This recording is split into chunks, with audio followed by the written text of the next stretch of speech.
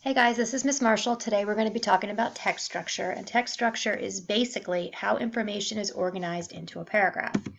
So when I teach text structure to my group, typically what I remind them is a structure is a synonym for a building.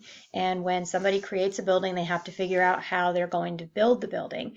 For example, they can choose to create it out of wood, brick, or steel. Well, think about your paragraph like a building. And the author is going to have to decide how they want to build that paragraph, which basically means how they want to arrange the information to form a paragraph.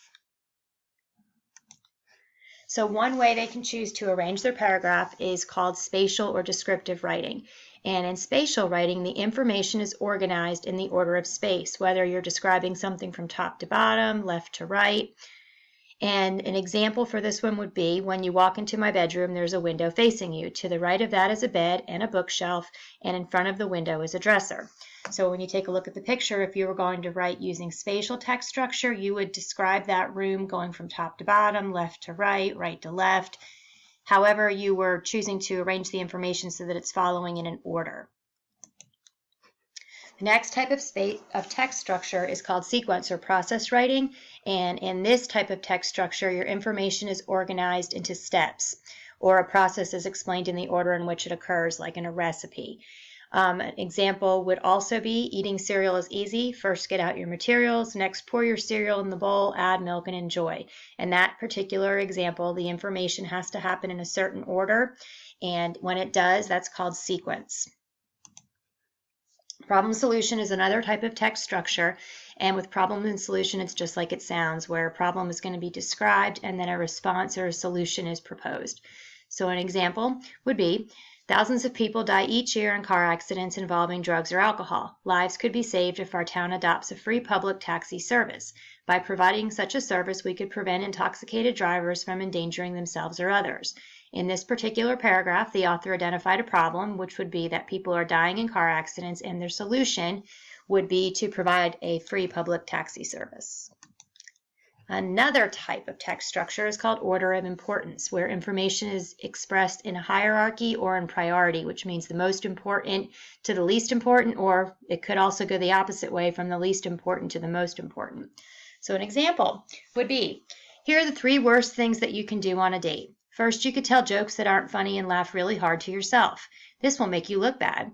Worse, though, you could offend your date. One bad joke may cause your date to lash out at you, hence ruining the engagement. But the worst thing that you can do is to appear slovenly.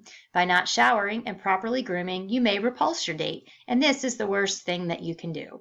So in this particular example, information is arranged in a certain order, and it goes from the least offensive to the most offensive. So in this example, the least offensive would be telling jokes that aren't funny and then laughing at yourself, and the most offensive would be to appear slovenly, which if you used your context clues, you can tell that slovenly would mean that you don't shower and groom yourself and that you're repulsing your date, so slovenly would be kind of sloppy and dirty.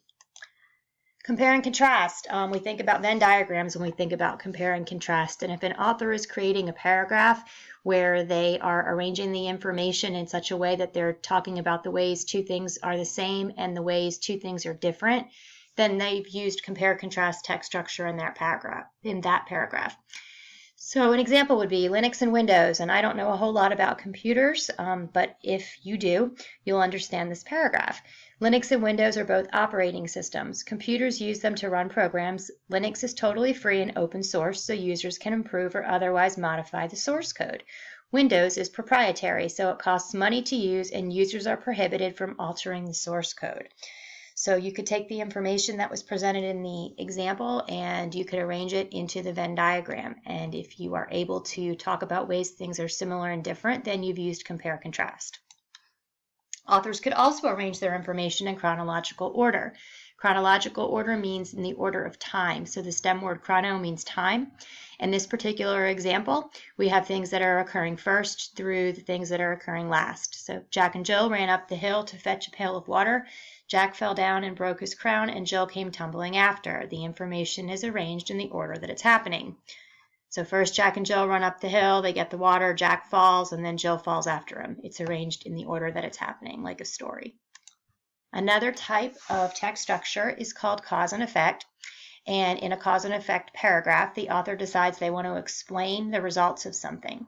So the example here would be the dodo bird. The dodo bird used to roam in large flocks across America.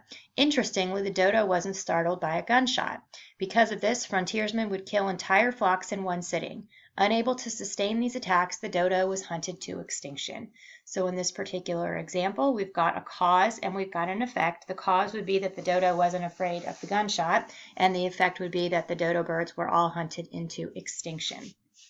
So we've been reading a whole lot of nonfiction, and in that nonfiction, the author's chosen to organize all of their paragraphs in one of these types of text structures.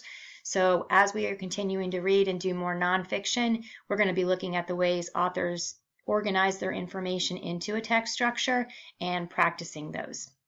Have a great week.